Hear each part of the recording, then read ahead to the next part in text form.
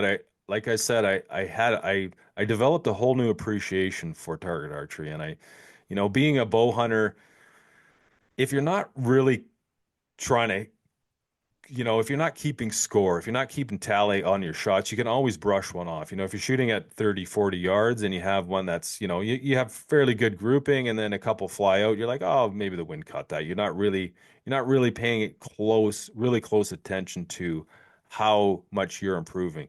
But if you're at 18 meters and you're trying to hit the X ring, which is, the size of a quarter at best, if you're trying to hit that over and over and over and holding yourself accountable when you don't, you realize how good those guys are that can do it, number one, but how much room for improvement you have as yourself. And it was very humbling the first time I shot a Vegas face at 300. And this is why I always challenge bow hunters to do it because, the Vegas face 300, I find in archery that really is the unit of measure.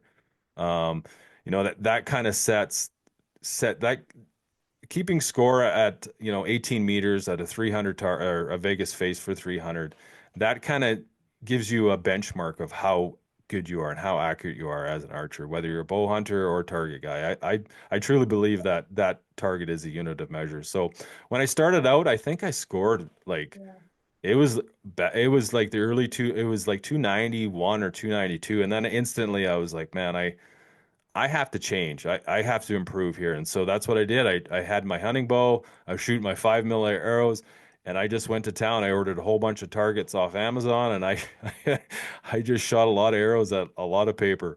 And then, obviously you really focus on your shot process, and that's one thing. And I think that was one of the biggest things for me of getting a little better and being able to, finally start hitting consistent 300s and work towards a goal of shooting 30 is really focusing down on my shot process. Because like I said, when you're a hunter and you're just focusing on basically on it as an arrow count rather than, proficiency. And I'm not talking like we all want to be proficient. And when I talk about, killing animals and putting them, allowing them to have a quick death, you want to be proficient at that. And obviously shooting at an animal is a lot different than shooting at paper. But to be Yeah. proficient at target archery, I realized quickly that I'm going to have to really focus and hone in on my shot process and change a few things. And that's what I did.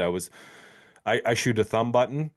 So I shoot a command style release. I used to pull through the shot and then I switched to more of like a static punching. And that really helped me out